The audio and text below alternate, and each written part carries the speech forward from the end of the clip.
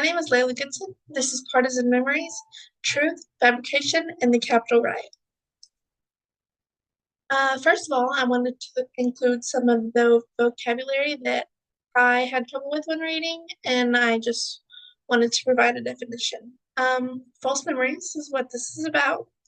It's memories of events that did not occur or memories of details of events that differ from the actual event. Partisan, a strong supporter of a party or cause. Polarization, division into two sharply contrasting groups or a set of opinions and beliefs. Salence, the quality of being particularly noticeable or important. Um, I know I just read the definition, but you might be wondering what a false memory really is. And, well, it's a memory of something that did not occur when an event was taking place.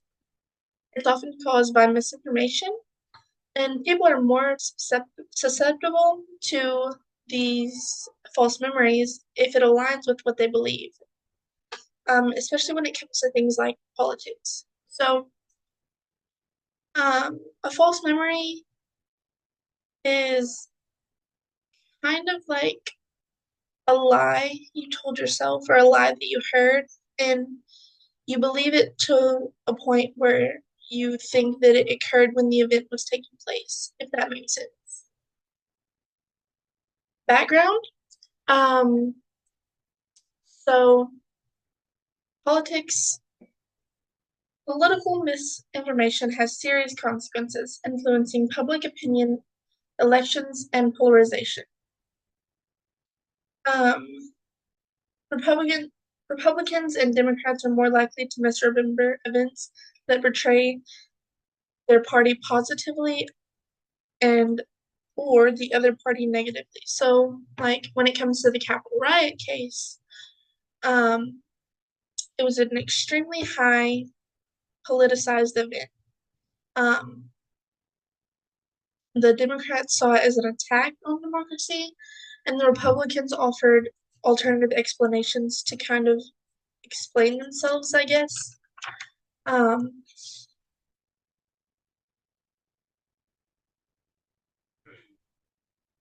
I know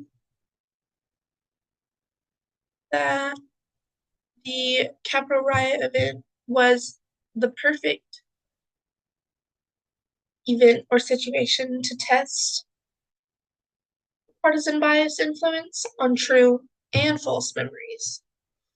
So, this brings us to the method. Um, a group of psychologists, obviously, brought together a group of adults, and this group included probably all different kinds of people, but the main description of the group was Republicans and Democrats. And they were shown a set of statements about the riot, about events that happened, didn't happen, and they were to fill out this paper or survey, and they had to say whether the event happened or didn't happen, or they remember the event happening or didn't happen. And these events on the paper were described or were true events, and others were fabricated events. Um, they reported if they remembered each event happening. This allowed the researchers to measure two things. Um, First of all, true memories, and second of all, false memories. Um, the true memory would be correctly recognizing the events, and the false memory would be reporting memories of fabricated events. Key comparison was whether political affiliations, Republican versus Democrat, predicted differences in true and false memories. Um, the authors emphasized that this design let them show partisan-based memory. People tended to remember beliefs consistent with what they believed, even if they were false. There were limitations in their method that they talked about in the article. The reliance on self-reported memory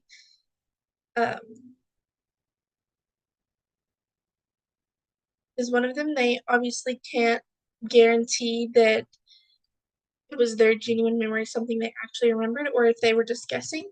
Another limitation would be the possible differences in media exposure to certain things. So if the media was obviously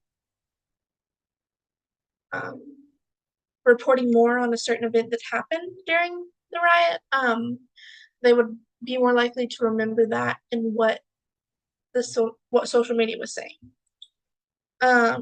This also focuses on one event, and it's not generalized to all. This was just the one event. So that is also one of the limitations when it comes to this. For our results, so with true memories, both Democrats and Republicans recognize real events from the Capitol riot. They found the events that they found more memorable were the ones that uh, reflected their partisan perspective. So, like, they, I guess, remembered more of a something positive with their political party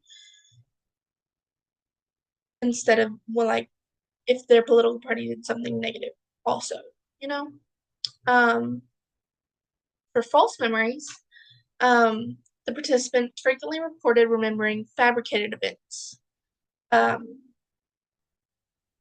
the reported false events were more likely to occur when the fake event was consistent to their political identity. So, for example, Democrats were more likely to remember false events that made Republicans look bad, and vice versa. The Republicans were more likely to remember false events that made Democrats or left leaning groups look bad. Um, Political affiliation was a strong predictor of both true and false memories. This shows memory is not neutral, it is filtered through partisan identity. Brings us to our conclusion. Um,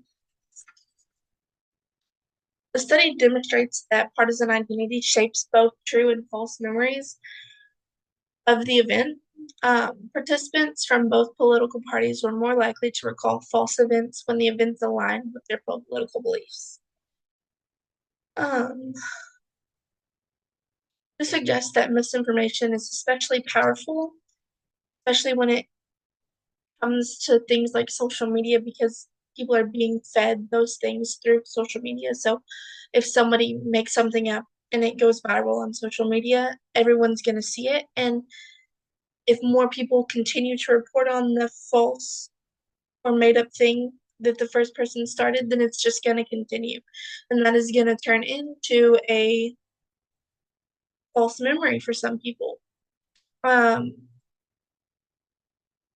the findings help explain why fact checking often fails. Once misinformation is encoded in memory, it is difficult to dislodge.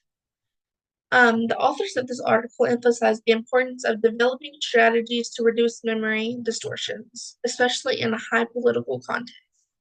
They didn't list any strategies, they just said that developing strategies would be best. I do agree because this is, again, a part of our history, and these false memories really put a damper on those kinds of things.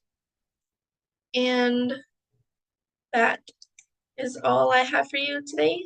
Thank you so much for listening. Bye.